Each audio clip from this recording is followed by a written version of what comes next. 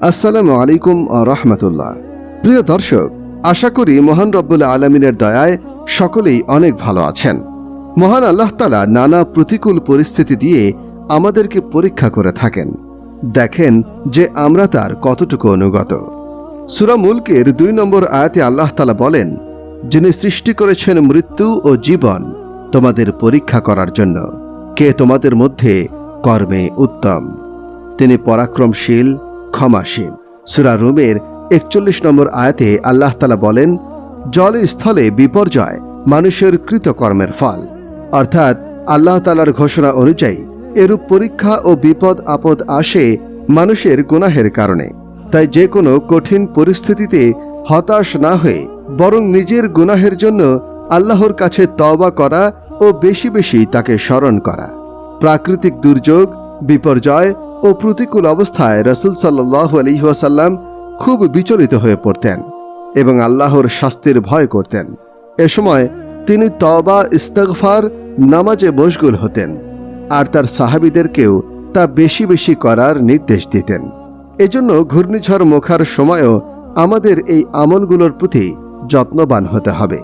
বিশেষত অতীতের সব গুনাহ এবং ভুলের জন্য আল্লাহ তাআলার কাছে তওবা করে নিতে হবে। পাশাপাশি ঘূর্ণিঝড় ও প্রাকৃতিক বিপর্যয় থেকে রক্ষা পেতে রাসূল সাল্লাল্লাহু আলাইহি ওয়াসাল্লাম কয়েকটি দোয়া শিখিয়েছেন। জোরে বাতাস প্রবাহিত হলে আল্লাহুম্মা ইন্নী আসআলুকা খায়রাহা ওয়া আউযু বিকা মিন শাররিহা, অর্থ, হে আল্লাহ, আমি আপনার নিকট এর কল্যাণটাই কামনা করি এবং আপনার কাছে এর অনিষ্ট থেকে আশ্রয় চাই। আবু দাউদ 4/326, হাদিস 5099। গর্জনের সময় দোয়া, সুবহানাল্লাযী ইউসাব্বিহুর রাহু বিহামদিহি ওয়াল মালাইকাতু মিন খিফাতিহি, অর্থ, পাক পবিত্র সেই মহান সত্তা, তার প্রশংসা পাঠ করে বজ্র এবং সব ফেরেশতা। হযরত আব্দুল্লাহ ইবনে জুবাইর রাদিয়াল্লাহু আনহু যখন মেঘের গর্জন শুনতেন তখন কথা বলা বন্ধ করে দিতেন এবং পবিত্র কুরআনের উপরের এই আয়াতটি তেলাওয়াত করতেন।